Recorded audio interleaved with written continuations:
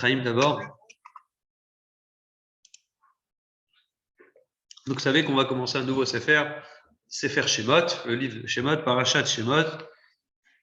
Et bien sûr, autant dans le premier Sefer Bereshit, on a connu des belles histoires de Abraham, Yitzhak et Yaakov, n'est-ce pas? On appelait le Sefer Ahavot, le livre des pères. Le cours de la semaine dernière, c'était que Yosef aussi est considéré un peu comme mon père, c'est pour ça qu'on parle de sa mort dans la Parasha.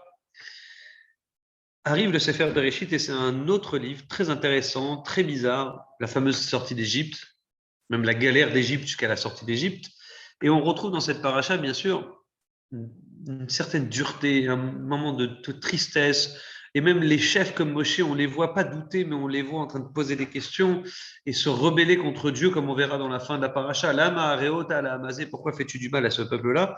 Et d'une certaine manière, on peut appeler ça le livre des questions, parce qu'on se pose beaucoup de questions en lisant cette histoire de la sortie d'Égypte.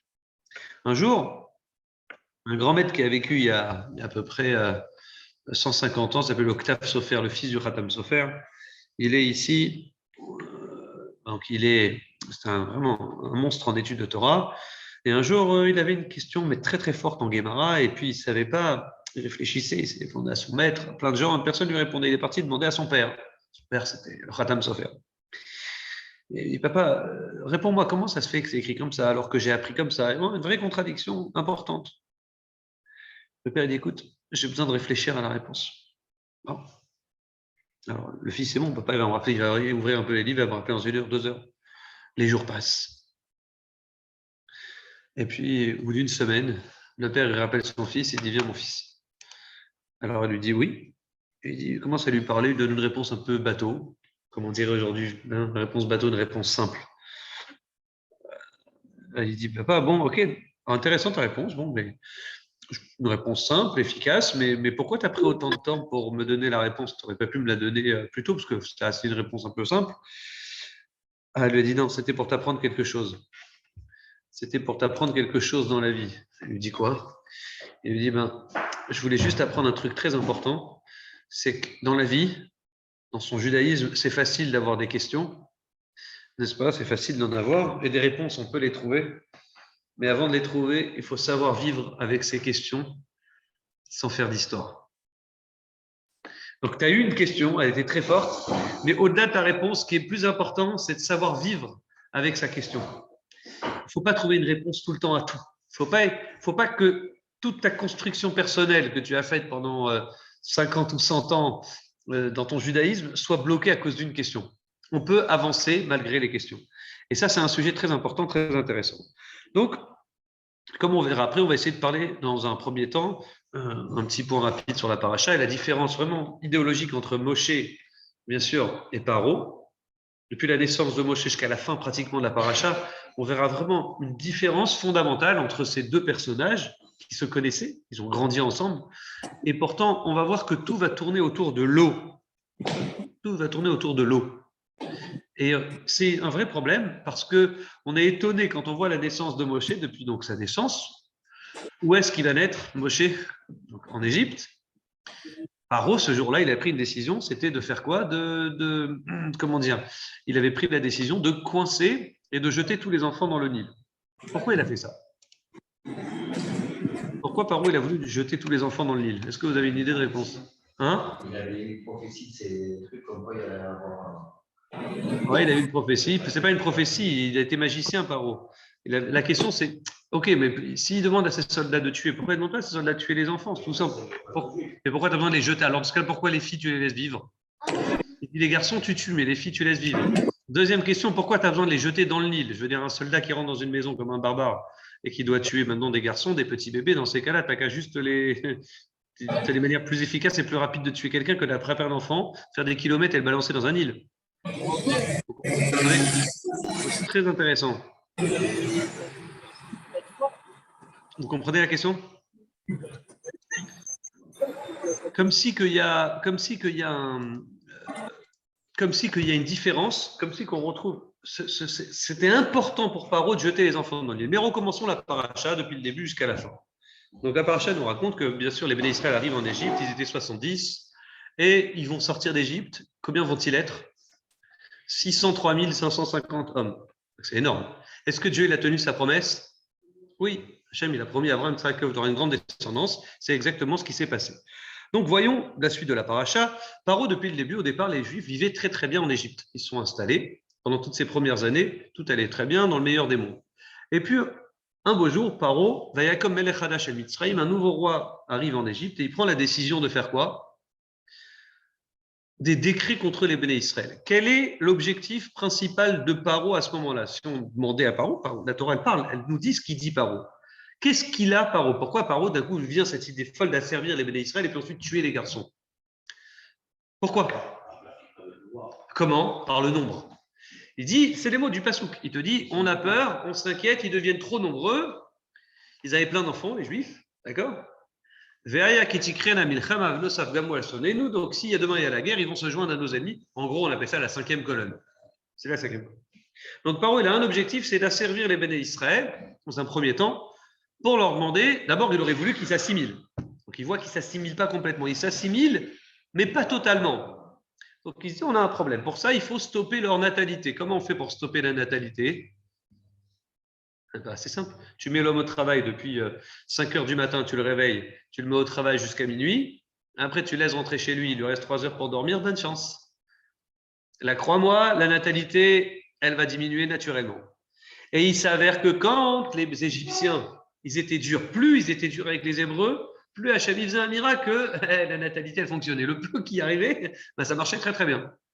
Il y avait des petits jumeaux comme ça, à droite à gauche. Magnifique. Alors, Paro, il passe dans une autre stratégie, c'est bien sûr de faire un décret, de dire, d'abord, c'est par la parole. Il dit, si vous avez encore des enfants, sachez que les garçons, je les tuerai, je les jette dans le Nil, et les filles pourront vivre. Quand il y a les filles qui vivront, elles pourront s'assimiler aux garçons facilement. Et puis, c'est l'idée. Puis les garçons, c'est la tribu, l'avenir de son point de vue. On va le tuer d'office. Donc, il espère à ce moment-là qu'ils ne vont pas avoir d'enfants. Et on voit que ça continue, à tel point qu'au départ, ils hésitaient. Le chef des Béné Israël, comment il s'appelait à cette époque-là? Comment il s'appelait le chef des Béné Israël à l'époque? Comment il s'appelait le chef des Béné Israël à l'époque? Il s'appelait Amram. C'était qui Amram? Le père de Moshe. C'était le chef des Béné Israël. Donc voilà qu'on se retrouve. Amram lui-même, il a hésité. Il s'est dit halachiquement, bien qu'à l'époque on ne parlait pas encore d'halakha, il se disait, est-ce que j'ai le droit encore de continuer à être avec ma femme? Est-ce que si Béhémet je suis avec ma femme et demain j'ai un garçon et on va tuer mon garçon, est-ce que ça vaut le coup d'avoir des enfants dans ces conditions-là? Donc il a dit à sa femme, on arrête là, viens, on fait une pause. Et à cause de cette pause-là, il a entraîné qu'en tant que chef, tout le monde l'a imité, et puis les gens ont commencé à arrêter d'avoir des enfants. Vous connaissez la fin de l'histoire, on voit qu'en fin de compte, le Midrash raconte pourquoi précisément, c'est une longue histoire avec Myriam, mais Abraham et Yocheved s'unissent ensemble à nouveau, et magie, ils ont un enfant que vous connaissez qui va s'appeler Moshe. Au moment où il va naître, Paro, au départ, donc, il dit tous les garçons mourront. Le jour de la naissance de Moshe, alors là, Paro, il est encore plus devenu fou. Il avait ce qu'on appelle des magiciens, des sorciers, qui regardaient bien la magie comme ça. Imaginez-vous une boule de cristal, ce n'était pas le cas parce que j'y étais pas, mais ça ressemblait à peu près à ça, de la vraie Avodazara. Et ils annoncent à Paro, sache, on te dit maintenant, le sauveur des Juifs, il va naître aujourd'hui. Il faut mettre le paquet. Au-delà de ton projet de tuer les garçons pour la natalité, je t'annonce un autre problème, c'est que le sauveur des Juifs va naître dans les 24 heures qui suivent. Paro dit, bon, on va tuer tous les garçons. On tue tout le monde. Ça va durer 24 heures. Mais, pétage de plomb, les Égyptiens, ils lui ont dit, on ne sait pas, dans notre magie, on n'arrive pas à voir clair, est-ce que ce sauveur-là, ça va être un Hébreu ou un Égyptien? Pourquoi ils voyaient flou? Parce que la magie fonctionne, mais après, c'est pas clair. Pas clair comme un roi HaKodesh ou une prophétie. C'est-à-dire que les magiciens, ils voient des choses sombres, ils voient des ombres, ils voient des choses, mais c'est pas clair. Donc, ils ont dit, on ne sait pas si le sauveur des Juifs, ça va être un Hébreu ou un Égyptien. Ils avaient raison, ils avaient raison ou pas? Ben oui, Moshe, il était les deux. Moshe, il va grandir Égyptien. Et donc, Paro, encore plus, il a un pétage de plomb. On dit, ce jour-là, il a assassiné tous les garçons qui sont nés en Égypte pendant les 24 heures. Égyptiens et Juifs. Hébreux. Les soldats, ils venaient, ils balançaient tous les garçons. Et qu'est-ce qui va se passer? Vous connaissez la suite de l'histoire. La mère, elle prend son petit. Yocheved, elle prend le petit. Au bout de 3 mois, elle ne pouvait pas le cacher. Pourquoi elle ne pouvait plus le cacher au bout de 3 mois? Parce que Moshe, il est né prématurément, à 6 mois. Donc les Égyptiens, ils se sont imaginés, bon, dans 3 mois, elle va accoucher. Donc au bout de 3 mois, ils savaient que les soldats allaient toquer à sa porte. Donc elle, Baruch Hashem, elle a accouché prématurément, en bonne santé. Donc elle a mis le petit dans le berceau, dans le fameux panier en osier. Vous connaissez la suite de l'histoire. Et au moment où Moshe il est posé dans le Nil, à nouveau dans l'eau, qu'est-ce qui va se passer? Les Égyptiens, les sorciers disent à Pharaon, stop! Stop, c'est bon, mission accomplie. On le voit, il est tombé dans l'eau. Ils voyaient avec leur magie en direct. C'est bon, on a vu. Là, cette fois, il est tombé dans l'eau, il est mort. Et donc, ils ont arrêté ce jour-là. Ils avaient raison ou tort? Ils avaient, oui, raison qu'il est tombé dans l'eau, mais bon, ils n'avaient pas vu qu'il était dans un panier en osier. Donc, Moshe, il doit être détruit par l'eau, et Moshe va survivre par l'eau. Et vous connaissez la fin de l'histoire. Les Égyptiens qui ont, eux, tué les Juifs dans l'eau, eux-mêmes, ils vont mourir par l'eau. Hein, la fin de l'histoire, c'est quoi? C'est quand les Égyptiens sont noyés par l'eau, le fameux Mida Kedeked Mida, mesure pour mesure. Tu tues comme ça, bah, toi aussi, tu prendras la même claque. Très, très intéressant. Donc, on voit qu'on a ici quelqu'un qui s'appelle Moshe, qui naît par l'eau, grâce à l'eau, et Moshe va devoir défier Pharaon. Donc, il grandit dans la maison de Pharaon. Moshe, jusqu'à ses 20 ans, c'est un bon juif, mais il grandit dans une maison égyptienne. Les gens me demandent est-ce que Moshe il savait qu'il était hébreu? Bien sûr qu'il savait qu'il était hébreu, puisqu'il est écrit dans le Passouk. Il a vu, quand il a 20 ans, il sort, et il voit quelqu'un, un Égyptien frappé, Ish Ivri Me'echav, un homme hébreu de ses frères. Donc tout de suite, s'il le voit frappé par un de ses frères, donc ça veut dire qu'il a compris que l'hébreu, c'était son frère. Vous avez compris? Bon, à part ça, même génétiquement, on peut dire que c'était facile de repérer un hébreu d'un Égyptien, tout simplement parce que les Égyptiens à cette époque-là, ils étaient noirs. L'Égypte, je vous rappelle que c'est l'Afrique, messieurs. C'était l'Afrique. Donc ça appartenait à Mitzrayim. Mitzrayim, c'est le fils de Ham. Donc l'Égypte était noire. Et si vous me posez la question pourquoi l'Afrique du Nord est blanche, c'est tout simplement suite à la conquête musulmane. On dit ils ont conquéri un peu, ils sont entrés en Afrique partout. Et l'Afrique du Nord s'est blanchie d'une certaine manière. D'accord? Mais probablement que les Égyptiens et les pharaons étaient noirs. Et Moshe, vous avez bien compris qu'il était blanc. Donc quand on le voyait, les gens ils comprenaient tout de suite. Bon, il a compris que c'était un enfant adopté. Avançons un petit peu dans la paracha, et là on va voir ici un élément très intéressant, c'est que Moshe, il est trahi par ses propres frères le lendemain, Dathan et Aviram. Moshe, il voit deux juifs en train de se disputer, il en voit un qui a envie de frapper l'autre, et Moshe lui dit, il dit au voyou, lama takerecha. Pourquoi veux-tu frapper ton ami? Il ne dit pas pourquoi. Il ne lui dit pas pourquoi as-tu frappé, il dit pourquoi veux-tu frapper, vas-tu frapper, taquer au futur. On s'en va, il n'a même pas frappé. Moshe, de son point de vue, un type sauvage, c'est quoi ça? Tu lèves la main comme ça sur quelqu'un? Sauvage. Donc Moshe, il dit, pourquoi tu veux? C'est un rachat, la Torah dit, ouais. Et l'autre, qu'est-ce qu'il lui répond, le juif, l'hébreu? Il dit quoi, tu vas me tuer comme tu as tué l'Égyptien? Moshe, il a compris qu'il allait être dénoncé. Vaïra Moshe, Vaïomar, Moshe, il a peur et il dit, Achen, Oda, Adavar. Ainsi, la chose, elle a été su, il a compris qu'ils ont été cafetés. Effectivement, ils ont été cafetés à Pharaon, à Paro, ils ont été cafetés que Moshe, il a tué l'Égyptien la veille. Des Juifs, mais bien sûr, alors quoi? C'est vrai, on est le top du top. On a la crème chez nous, on a de tout. Les Juifs. Alors que Moshe, il a fait ça vraiment pour une bonne cause, pour sauver un autre Juif. Et eux, ils ont su la chose et ils ont été cafetés à Paro pour se faire bien voir, etc. Probablement qu'ils ont repoussé la Géoula, probablement qu'ils ont repoussé la délivrance, parce que, excusez-moi.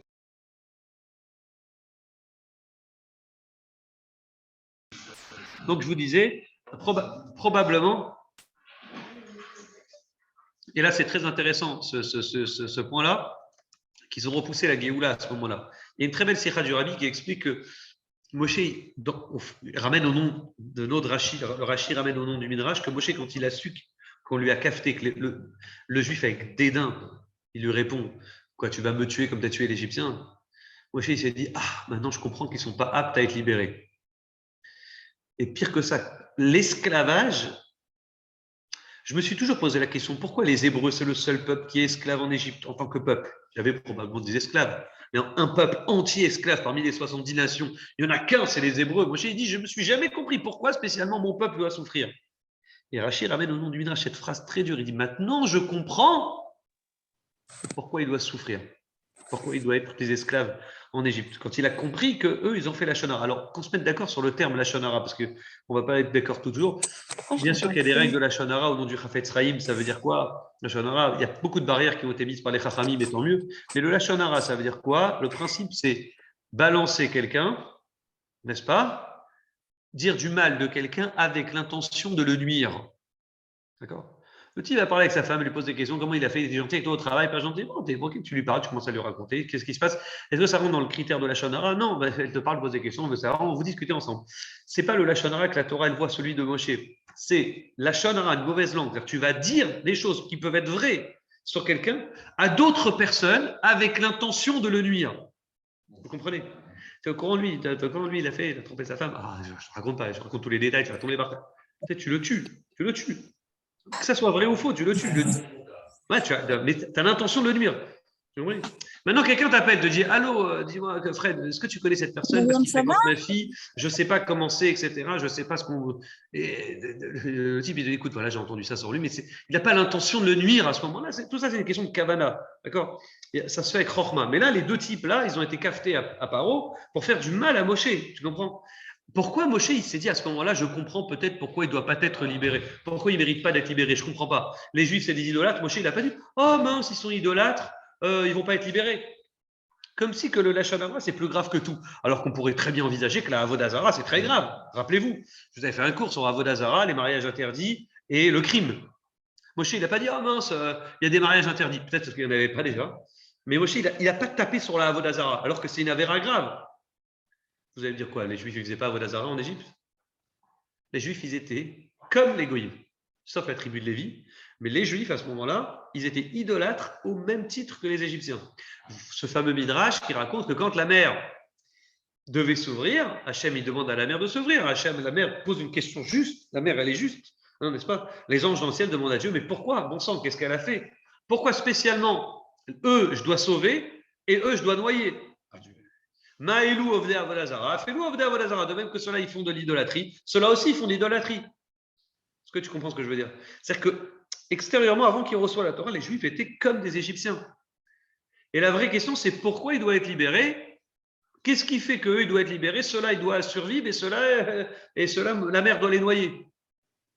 Or, Moshe, il ne s'est pas posé la question sur l'idolâtrie. Moshe, il s'est posé la question sur quoi? Sur le Lachon Hara. Alors, comment vous expliquez ça? Bizarre, hein? Moshe, il dit, et pire que ça, il ne conclut pas. Peut-être c'est par ça qu'il mérite, peut-être que c'est pour ça qu'il mérite d'être esclave. Alors, je conclue rapidement cette sira qui est très intéressante avec une petite réponse sur le sujet. Ça, c'est très important ce que je vais vous dire. C'est-à-dire faire des avérotes qui concernent Dieu. À ce moment-là de l'histoire, Hachem, il pardonne. Vous savez qu'Hachem, ça c'est vraiment une réponse merveilleuse du Rabbi. Dans la vie, il faut choisir. Hachem, le verset il nous dit, on va naître, cette paracha elle nous raconte la naissance du peuple juif. Le peuple juif, c'était au départ, comme dit le Rambam, des tribus réunies. À quoi on pourrait comparer nos tribus réunies? À l'Union européenne, aux États-Unis. Voilà des gens différents qui se disent, écoute, on a un objectif en commun, on est tous d'accord sur ça, ça et ça, marions-nous ensemble, faisons une union. Les Juifs étaient des tribus différentes, issus d'un même père certes, et ils avaient la connaissance de Dieu. Ils savaient ce que c'était qu'un Dieu. Mais à partir de là, s'ils n'ont plus la connaissance de Dieu, puisqu'ils sont idolâtres, ils sont comme tous les autres. Ils disparaissent en tant que nation. Ils ne sont plus une nation. Et là, c'est très important. Et la Torah nous dit, Hachem, il va choisir le peuple juif. Comme si Hachem, il dit, je fais abstraction. Vous vous rappelez un jour l'exemple que je vous ai donné sur le choix. Je te dis demain, dis-moi, Yitzhak, choisis entre la Ferrari et ma Renault Espace dehors. Tu choisis quoi? Arrête. Tu choisis quoi, franchement? Ok, là en français, on ne dit pas tu as choisi la Ferrari. En français, on dira j'ai subi la Ferrari. C'est plus un choix. C'est pas un choix. Ferrari ou Renault. Tu me dis c'est évident, je vends la Ferrari, j'en achète 100 et Renault. Si je suis en 100, je suis gentil. Est-ce que vous comprenez? Donc, quand tu dis je choisis un peuple, Dieu il nous a choisi comme peuple dans cette paracha, il va nous libérer, oui. Cette notion de choix, elle doit se faire si vraiment tout le monde est égal. C'est-à-dire que j'ai un peuple égyptien, j'ai un peuple juif, et Dieu, par amour, même s'il n'a aucune raison, il nous a choisis comme peuple. Donc, quand bien même les Égyptiens ils sont idolâtres, même si les Juifs sont idolâtres, c'est pas grave, Dieu il nous a choisis. C'est comme ça, c'est par amour, ils se ressemblent et j'ai quand même choisi le peuple juif. Très bien. Sauf qu'on a un problème. C'est qu'il n'y a qu'une Avera qui peut casser tout ça. C'est ceux qui. La Shonara. La Shonara, c'est quoi? C'est quelqu'un qui veut se désunir d'autrui. Il pense que l'autre, il n'est pas bon, il est jaloux de l'autre, il ne veut pas que l'autre. Il a un problème avec autrui, donc il veut le briser. Et il brise avec la Shonara vraiment pour les pas au courant de la dernière. Ah, ça. Alors lui, si je vous raconte, il commence à balancer. Pourquoi tu balances? Alors, il te dit, Moshe, quand il sent ça, il dit, ah, ils ne peuvent pas être un peuple. Moshe, il se dit, mais en fait, Dieu, il veut bien nous choisir parce qu'il nous aime, certes. Mais s'il nous choisit, c'est à condition qu'on se mette sur le podium et qu'on se compare aux autres. Or, si nous-mêmes, entre nous, on n'est pas d'accord et ils sont prêts à me balancer alors que j'ai aidé un hébreu, un juif juste avant, c'est qu'entre eux, déjà, ils ne sont rien. Ils ne sont pas unis. Donc, toutes les avérotes qu'ils pourraient faire vis-à-vis du bon Dieu, ce n'est pas grave. Mais une avéra comme le Lachonara, c'est la plus grande avéra, même plus. Même plus, écoutez bien. L'idolâtrie, bien sûr, ça concerne Dieu. Donc, Dieu, il peut nous pardonner malgré tout. Mais c'est même plus grave encore que quoi? Que par exemple, tuer, voler quelqu'un. Tu dis, bon, mais voler quelqu'un aussi, c'est faire du mal à autrui. Tu dis, oui, mais voler, c'est faire juste du mal à autrui. Et quand tu fais du mal, tu as besoin d'argent, tu es à la panime, comme on dit, n'est-ce pas? Tu dis, bah, je vais piquer chez l'autre, c'est exceptionnel. Un jour, je rentrerai peut-être. Bon, mais c'est parce que lui, c'est un pigeon, c'est normal. Tu connais? Ça, c'est voler. Mais voler, tu ne te sépares pas de l'autre. Tu ne veux pas que l'autre soit différent de toi. Le lachonara, c'est quoi? C'est ta ga'ava, elle fait que tu ne veux pas t'inclure avec l'autre. Tu n'acceptes pas l'autre tel qu'il est, donc tu veux te séparer. Tu veux te désunir d'autrui. En faisant ça, tu entraînes que l'autre se désunit, qu'il y ait une désunion parmi le peuple. Alors on dit celui qui entraîne la désunion. Quand Moshe il sent ça, il dit ah ben c'est pas bon, c'est pas bon. Là ils sont pas aptes à être livrés. Et pire que ça, Moshe il dit il y a même pire que ça. Qu'est-ce qu'il faut faire? Peut-être que l'esclavage leur fera du bien. Pourquoi Moshe il pense ça selon le Midrash?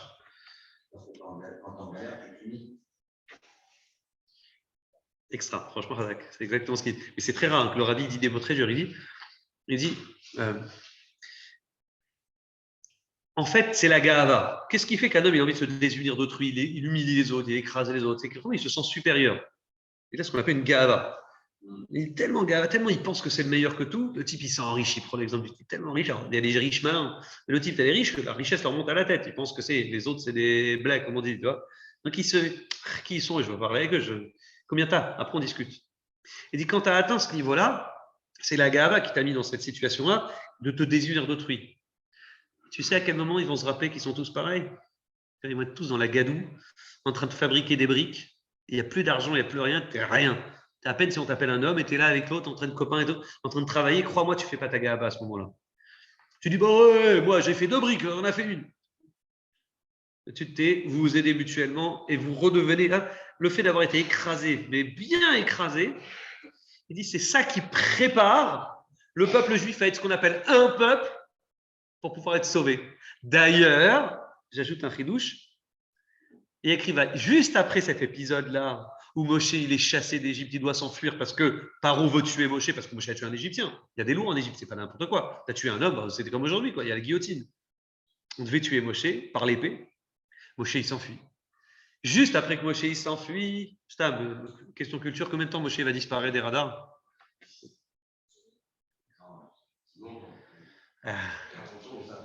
60 ans. Moshe il revient, il aura 80 ans.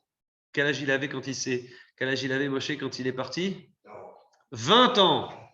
Imagine-toi, Moshe il avait 20 ans quand il a dû s'enfuir, 20 ans et il doit revenir 60 ans après. Ça veut dire que, imaginez-vous, moi je pense que si les Juifs s'étaient bien comportés à ce moment-là, c'était un bon moment propice pour la délivrance. Je n'ai pas écrit ça dans la Sira, mais suite à la Sira que j'avais faite il y a 2 semaines, qu'en fait Hachem il aurait pu accélérer le processus de la délivrance, c'était un bon moment. Et suite à ça, Moshe il doit s'enfuir, il y a comme une perte de Géoula temporaire. Et les Juifs sont écrasés. La Torah nous raconte qu'il y a un nouveau roi qui vient en Égypte. Il y a un nouveau roi qui vient en Égypte. Et ce nouveau roi, il est pire que l'ancien.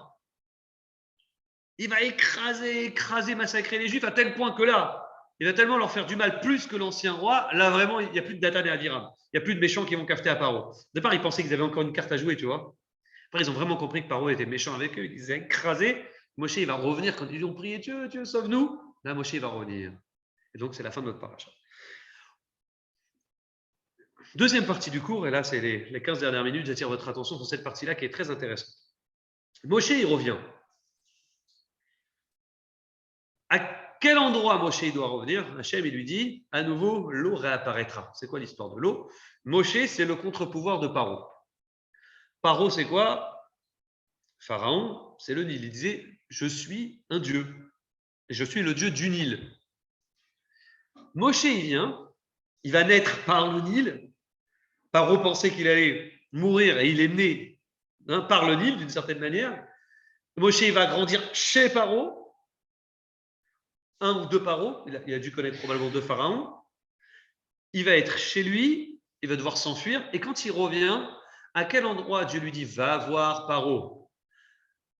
Va voir Paro où? Au bord du Nil. Pourquoi Paro va le voir au bord du Nil? Exact, Razak. Paro, il se prenait pour un dieu. Tu sais, comme nous disait notre mère et notre grand-mère. Tu sais, ouais, va voir ils savent ça d'ailleurs. Mais qu'est-ce que ta grand-mère? Tu te disais quand l'autre il commençait à se prendre pour je sais pas qui, il dit il va aux toilettes, comme toi, lui, tous les matins, il va aux toilettes. N'est-ce pas? Genre pour humaniser quelqu'un, tu dis va aux toilettes, c'est moi, arrête de croire que. Et Paro, il ne pouvait pas dire qu'il allait aux toilettes, c'était trop dur pour lui. Ça voulait dire que s'il dit qu'il va aux toilettes, ça veut dire que c'est un homme. Donc qu'est-ce qu'il faisait tous les matins, soi-disant, il allait prendre sa douche dans le Nil et puis en fait, il allait aux toilettes. D'accord? Bon, alors Dieu lui dit tu vas au Nil le rencontrer. Magnifique. Il va au Nil. Tu vas menacer Paro, lui dire libère mon peuple, etc. Toutes les plaies qui vont se passer, au moins les premières, où est-ce qu'elles vont taper les premières plaies? Au Nil. Puis tu prends ton bâton dans le Nil, celui de Aaron, et tu frapperas et sortira de là le sang. L'eau se transformera en sang. Les grenouilles sortiront du Nil. Jusqu'à le combat final, jusqu'au combat final, la fin vous la connaissez, c'est l'histoire de quoi? C'est l'histoire des Égyptiens qui sont noyés dans l'eau, justement. Quelle différence entre Paro et Moshe? Quand ils vont se rencontrer tous les deux, en fait, Paro, il pense que Moshe, bon, c'est quelqu'un de grand, de sage, mais qu'est-ce qu'il a tellement à lui apprendre? Je veux dire, tu vas me parler de quoi? De Dieu? Elohim, je connais moi des dieux. C'est les mots de Paro, ce que je vous dis. C'est pas un midrash. C'est le verset, le passouk qui dit, mais il dit, Lo, je ne connais pas Hachem. Il dit, Lo yadati at Hachem. Il dit, Elohim, sous-entendu, Elohim, je connais. Elohim, je connais. Le nom Elohim, je connais. Comme s'il y a une différence entre Hachem et Elohim.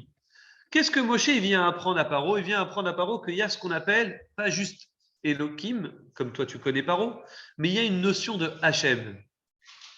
Quelle différence entre Hachem et Elohim?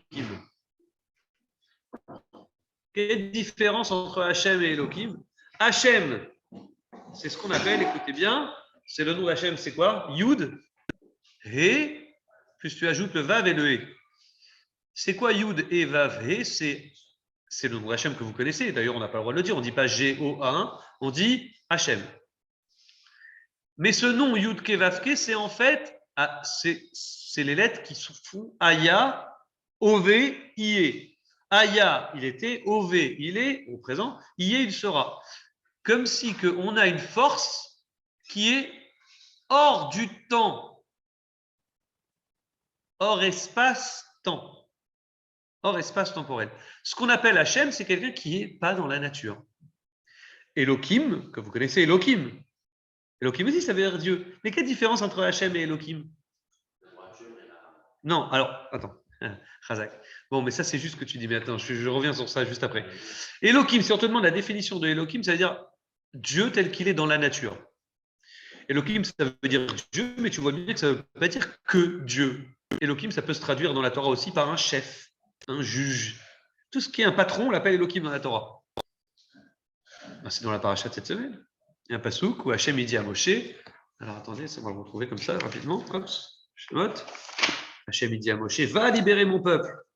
Alors il lui dit non, mais j'ai mon frère Aaron, c'est lui le chef. D'ailleurs, c'était Aaron le chef en Égypte. Et Moshe il insiste et il lui dit à la fin, t'inquiète pas, tu vas y aller et tu prendras quelqu'un qui parlera pour toi. Écoutez bien, genre Aaron il sera ton interprète et toi Moshe tu seras quoi pour Aaron? Pardon, mais comment tu dis? Ah, pardon, je suis dans Vaïra, c'est pour ça que je ne trouvais pas. Voilà, tac.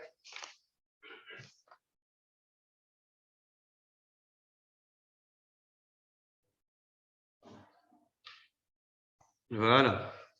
Pérec. Regardez bien ce passouk très bizarre. Bonne chance pour traduire à tes enfants. Si tu n'as pas cette définition que je vais vous donner maintenant, vous allez avoir un problème.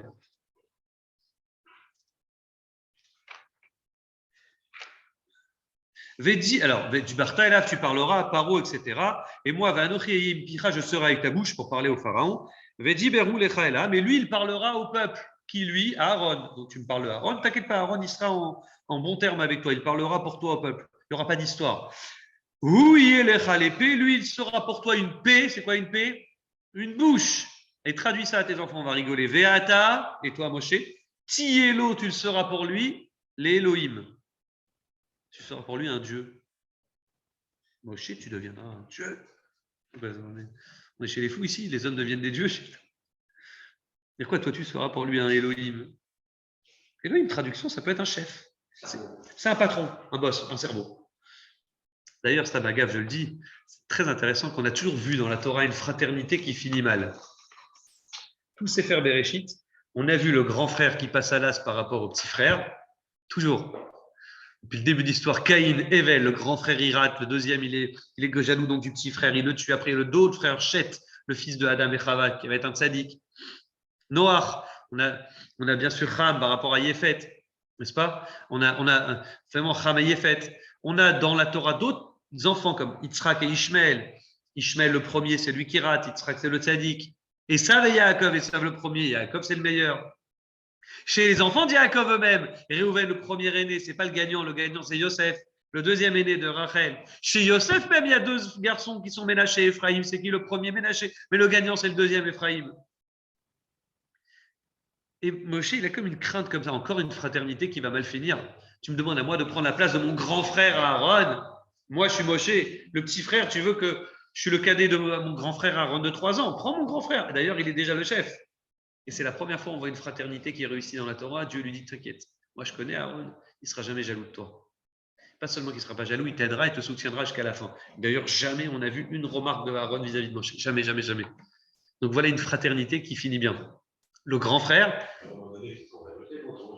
pas Aaron, hein, Korach. Tu parles de Korach, mais c'est le cousin de Moshe, c'est pas Aaron. C'est une autre histoire. Alors, Elohim, pour revenir au sujet, et puis on conclura par ça, c'est une notion de Dieu, mais tel qu'il est dans la nature, un patron, une nature forte. Donc à partir du moment où tu dis que Elohim, ça peut être tout ce qui est naturel et qui est fort, qui est puissant, un chef, il peut être Elohim, n'est-ce pas? Entre parenthèses, Elohim, c'est la valeur numérique de Hateva, la nature. Donc c'est vraiment la nature, la force naturelle. Donc tout ce qui est puissant du point de vue d'Égoïm à ce moment-là, c'est appelé un dieu. Le soleil est puissant, ah c'est Elohim, un dieu. Le Nil est puissant, ah c'est le dieu du Nil. Tout est un dieu. Tout devient divinité, donc on devient une génération de multi-dieux, de plein de dieux, des idoles, de l'idolâtrie tout simplement. Non pas qu'ils ne pensent pas qu'il y a un super Dieu. Ça, ils savaient historiquement qu'il y a eu un grand Dieu créateur, mais ils pensent que le bon Dieu, il a créé, et puis ensuite il a mis, comme je vous avais expliqué une fois, il a délégué des forces, et puis ensuite il est parti boire un café. Il a délégué, il est parti ailleurs. Ça, c'est ce qu'ils pensaient, Béhémet. Donc ici, on retrouve des Égyptiens qui sont idolâtres, surtout Pharaon, parce qu'ils croient dans des dieux. Donc quand Moshe il vient et il veut lui expliquer, Dieu m'a dit, c'est qui Dieu? C'est celui qui est hors espace-temps. Il s'appelle Hachem. Hachem, c'est pas la nature. Hachem, ce qui est surnaturel. Hachem, c'est Yud, Evav, E. Il est passé, il était, il sera. Il est hors espace-temps. C'est une force surnaturelle qui dirige la nature. M'a dit de. Mais on dit, mais Coco, ça non. Lo Yadati et Hachem. Je ne connais pas ton Hachem. Tu sais, aux enfants du Gan, on a dit, il a ouvert son livre, il dit, je ne connais pas le nom d'Hachem. Bon, c'est des images à les enfants. En fait, il lui dit, c'est pas possible. Soit ton Dieu, il est surnaturel, comme tu me le dis, il est hors espace-temps, auquel cas, il n'a rien à faire avec nous dans la nature. Il dit, moi, je crois au Dieu. Dis-moi, j'ai un Dieu, le Dieu Soleil, qui m'a dit que le Dieu de ce que tu veux, j'y crois, parce que c'est des forces qui existent et elles existaient.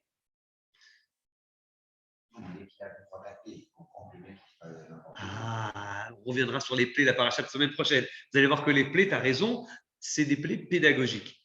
Toutes les premières plaies, elles vont taper l'eau. L'eau, c'est le Dieu. Ah, tu penses qu'il y a des dieux à part Dieu? Je te montre que tout est dirigé par Hachem. Ce qu'on appelle, au moment de la Neila, tout le monde pleure et donc, qu'est-ce qu'on fait? Hachem ou Elohim. Hachem ou Elohim. On répète. Hachem, c'est Elohim. En fait, on veut juste dire que Hachem, la force surnaturelle, elle est dans Elohim, dans la nature. Arrêtez de croire qu'Hachem, c'est une super force créatrice qui est disparue, qui est partie ailleurs. Même s'il est hors espace-temps, le même Hachem qui est hors espace-temps, il peut être à la fois aussi.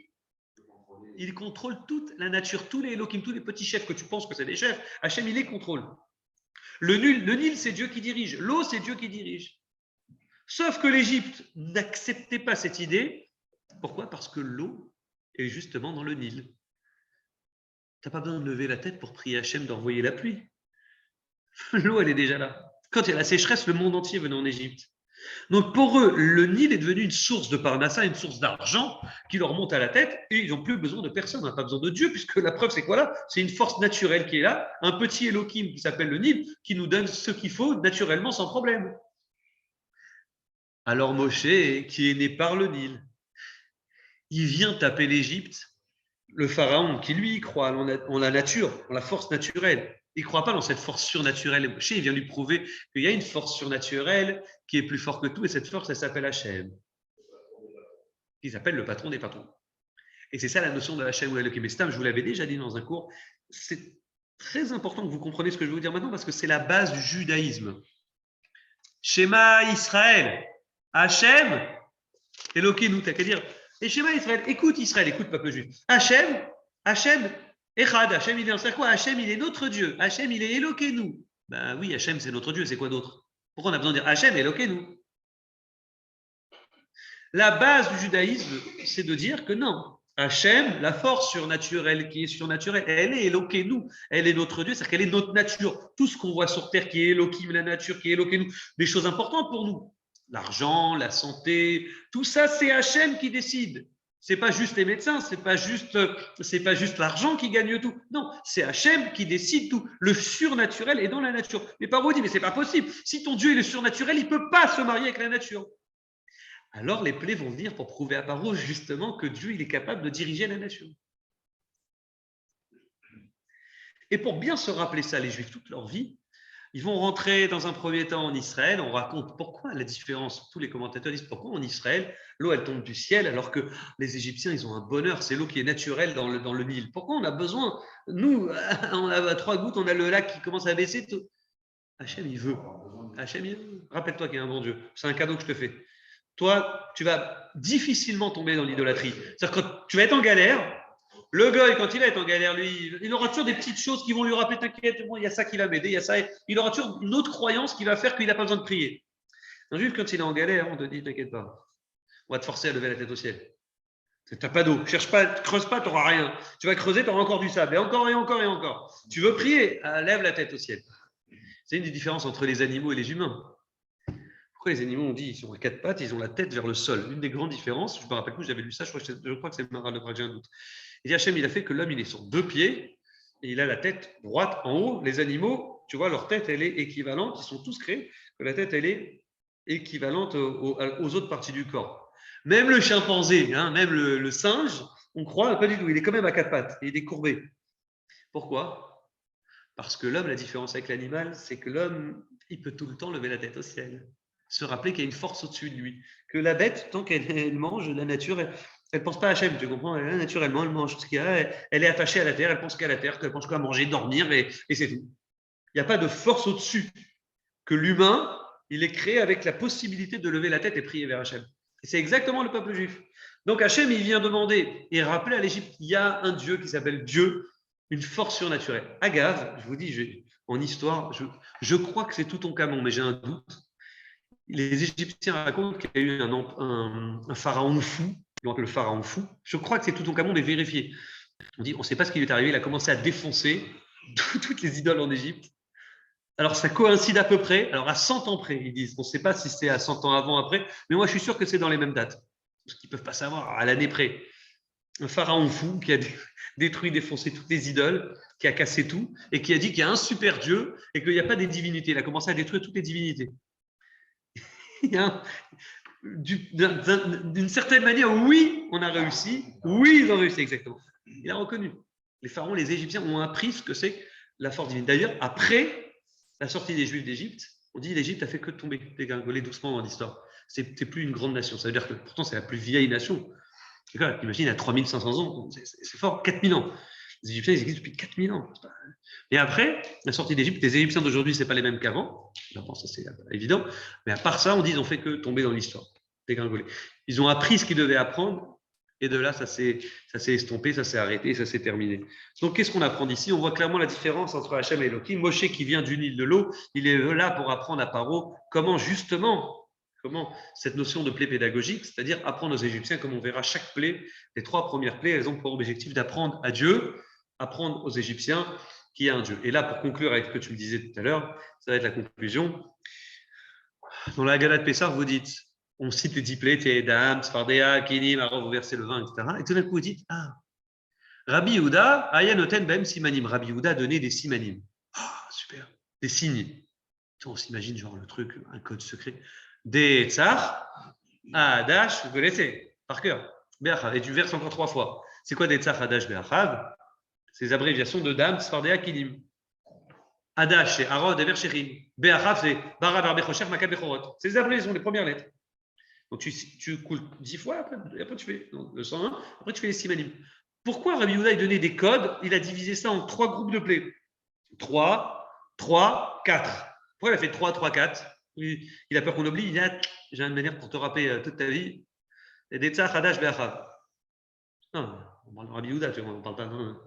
Non, pour nous apprendre que les plaies, elles avaient, comme je vous l'ai expliqué, un objectif. Chaque plaie avait un objectif différent. Et l'objectif pédagogique était différent chacun. Les premiers groupes de plaies qui sont Dam, Sfardea, Kinim, ça a un objectif précis. Les 3 du milieu qui sont les bêtes sauvages, la peste et les ulcères, c'est un autre objectif, toujours pédagogique. Et les 4 dernières, encore un dernier objectif. Et d'ailleurs, je conclus avec la fin et le début de la paracha prochaine. Le sang, ça avait comme les grenouilles et les poux, Kinim, Dam, Sfardea, Kinim. À la fin de ce groupe de 3 plaies, qu'est-ce qu'ils vont dire les magiciens à Paro? Ils vont dire, c'est Hachem, maintenant on croit en Dieu. À partir de la 3e plaie, ils ont pris 3 claques, et là ils vont croire en Dieu. Ils vont dire, Etzba Elokimhi, c'est le doigt de Dieu. Comme on voit. Le sang, ils ont réussi à dire à Paro, t'inquiète, nous aussi on est capable de transformer l'eau en sang. Ils ont réussi, eux, ils ont pris des bassines d'eau, ils ont réussi à transformer l'eau en sang. Ce qu'ils n'ont pas réussi à faire, c'est transformer le sang en eau. Parce que la magie, elle ne peut que faire des bêtises, elle ne peut pas emmener des bonnes choses. Donc la magie, sachez-le, elle ne peut que détruire, importer des mauvaises choses, de la magie noire, des sorcelleries comme ça. Mais des bonnes choses, elle ne peut pas apporter. Donc ils ont réussi à mettre l'eau en sang. Paro dit, c'est juste Moshe, c'est un super magicien. Bon. Arrivent les grenouilles. Ils ont réussi aussi à faire venir des grenouilles, figurez-vous. Toujours Moshe l'a fait sortir de l'eau. Et puis arrivent les poux, Kinim. Et là on dit, qu'est-ce qu'ils font les Égyptiens, les sorciers de Paro? On n'arrive plus. Ça, on ne peut pas. La réponse, c'est qu'en fait, vous connaissez Rachi, tu l'as fait à l'école. Pourquoi les magiciens n'ont pas réussi à faire sortir les poux? Parce que c'est plus petit qu'un grain d'orge.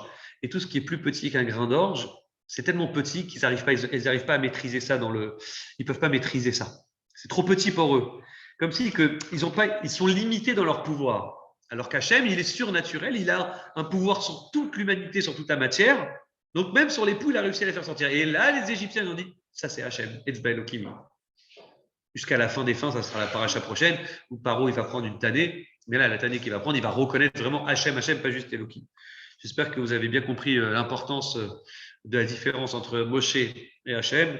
Ça a été l'objectif de ce cours-là. Et bien sûr, pour conclure, vous savez que la fin de la paracha nous raconte que quand Moshe va venir essayer de sauver les Juifs, pas seulement qu'il ne va pas réussir, on dit Paro, il va endurcir les décrets.